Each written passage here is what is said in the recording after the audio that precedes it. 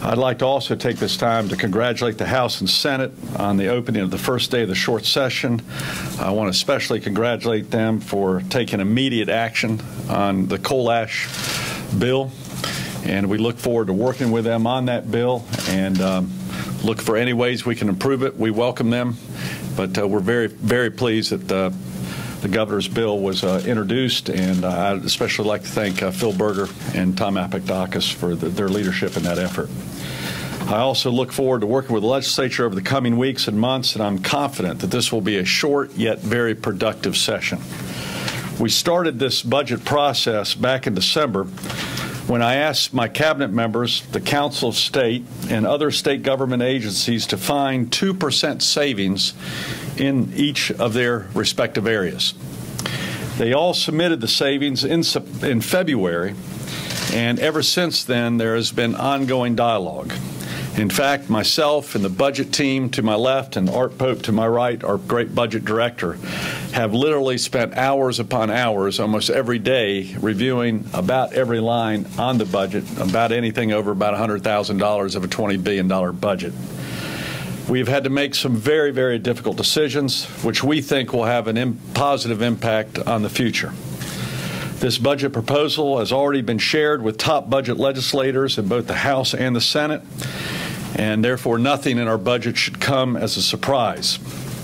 There has been a lot of opportunity for all those impacted by the budget to provide us input, because we had many, many meetings with all those people who may be impacted by our decisions. Again, guiding a good part of that discussion and this process was our budget director, Art Pope.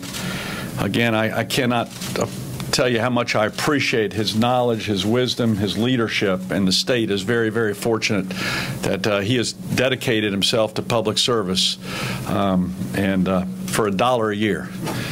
In fact, I was teasing him earlier. Part of our budget increase is at least, a salary increase is a $1,000 increase, and that means the media will say Art Pope gets 1,000% increase. But I don't think he'll accept it. But without his knowledge and experience in accounting aptitude, I don't think we'd be where we are today. So, Art, special thanks. And I also want to let you know my prayers are with your mom. I know you and your family are also going through a very, very difficult time. And as we stand here, his mom is fighting a very terrible illness. And I just want to let you know the sacrifice you've made during that time and working on the budget has been the ultimate sacrifice, and I really do appreciate it. Now, I want to keep my remarks short today and fairly quick, and I'm going to give Art the opportunity to also make some comments, and then we'll take a few questions afterwards. But I want to highlight some of the budget priorities that complement some of the priorities of this administration. Those priorities including increasing the opportunity of our citizens to get jobs, enhancing the great quality of life that we have here in North Carolina, and also keeping our state affordable. So opportunity, quality of life, and affordability. And let me first talk about opportunity and talk about a subject that's on the tips of everyone's tongue, and that's trying to help the opportunity of teachers to have a career, not just in the short term, but in the long term. In our budget, our base pay proposal will be kept in there and will ensure that no state-funded teacher will make less than $35,000 within the next 2 years. In addition, an average of 2% increase for all state-funded teachers will be implemented across North Carolina if this budget is approved. And third, an initial investment in the Career Pathways for Teachers framework that focuses on long-term achievement for both students and for teachers. We are also proposing an investment that gives teacher raises when they have an advanced degree in the subjects that they teach.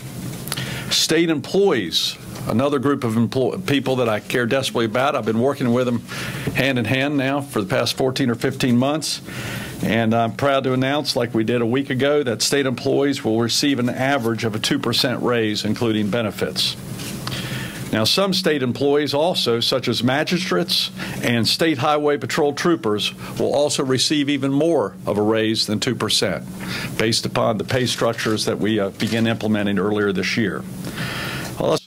preservation, and resurfacing, all which will enhance our state's highway infrastructure.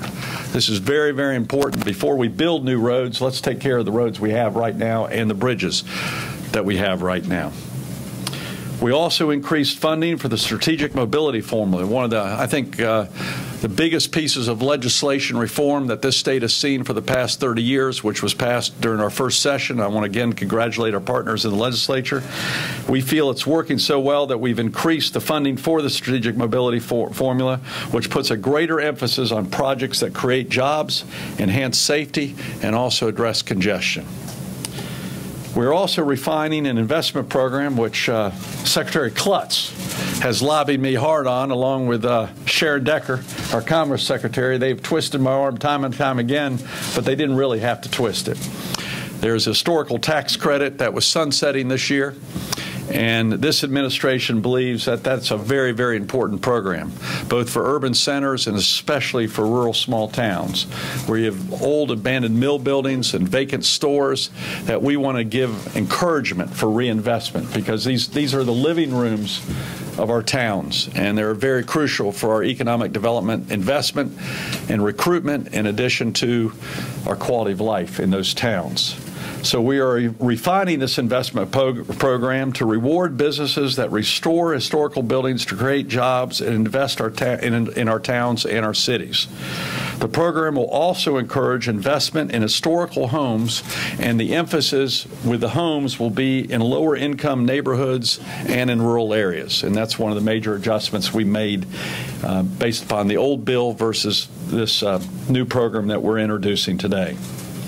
We will also invest more resources to begin unleashing our oil and gas resources. John Scavarla and his team in Diener are working very hard with our energy director in ensuring that we can maybe get some pilot drills and find out exactly what resources are underneath our ground that we can unleash to help with our country's energy independence and help create jobs throughout North Carolina. And we put money in our budget to begin that process. Now, while we have seen signs of recovery, we must do more. And Secretary Decker is continuing to work, and my budget has funding for creating a new approach to economic development that will be streamlined, flexible, and accountable, not only in recruiting new businesses to come to North Carolina, but I want to let you know that we're putting as much emphasis on retaining existing jobs in North Carolina, and we look forward to having some exciting announcements in the near future on some of the great work that Secretary Decker is doing in that area. Now, the quality of life of North Carolina is another very, very important part of this administration's strategy. My dad used to say when he was a small-town city council member, he said, we must walk the fine line between continuing economic prosperity while also protecting the quality of life, which brought many of us here. And that applies right here to North Carolina, from the mountains to the Piedmont to the coast. And we want to protect our natural resources and our water. And the fact of the matter is there's been one issue that has been neglected in North Carolina for the past 60 years, and that is the coal ash issue. And that is why in my budget I am proposing an additional 19 positions to increase oversight in coal ash ponds throughout North Carolina. There will also be additional money in the budget for laboratory and field equipment that aids in the monitoring of our coal ash ponds throughout North Carolina. We also promise a new culture of customer service.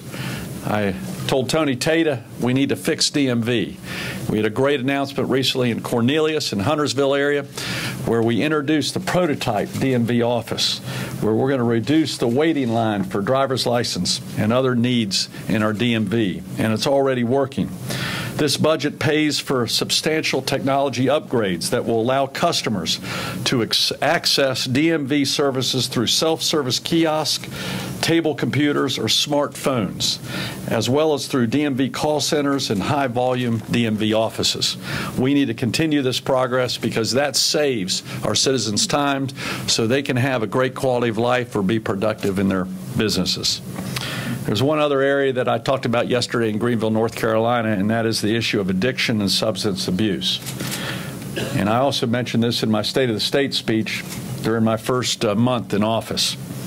We will provide more resources to educate, enforce, and provide treatment for substance abuse and addiction, issues that are impacting our families, our communities, and our schools. As I said yesterday in Greenville, when a parent drops off their 18 or 19-year-old child at a college campus, they're our responsibility. They're on our state property. They're on our university land. And we need to help protect them. And that includes enforcing the law of drugs and alcohol illegally being used, but it also involves helping people who may be addicted, because we want these kids to take advantage of the incredible universities and schools that we have throughout North Carolina. And you can't do that if you continue to destroy your brain. Now, the First Lady also wanted me to mention something very close to my heart and her heart and many other people's heart in North Carolina. And that is this budget proposal will include something to help puppy protection and deal with these puppy mills. This budget will transfer the animal welfare section of the Department of Agriculture to the Department of Public Safety, which our Commissioner of Agriculture agrees with, to provide greater coordination with local law enforcement, which will further help protect our household pets. And did you hear that? Affordability. Listen, one thing that the legislature and myself have been working on is how can we make this state affordable for families and also job creators and businesses throughout North Carolina. We made some tough decisions regarding tax reform, and I'm very, very pleased with the outcome of those decisions. But we also have to make other tough decisions to make this state affordable. We've asked all agencies to look for savings and increase their efficiencies. In fact, I personally decided to sell the state helicopter that many governors before me were using. I have yet to use it, primarily because of its high cost and inefficiencies, so we're going to sell it and put that money back into the general budget. We are also revising our film strategy in order to encourage long-term capital investments versus short-term projects with short-term returns. We think a better long-term strategy will benefit both the industry and also save tax dollars, while also creating long-term jobs with long-term capital projects. Now, I got to be very straightforward here.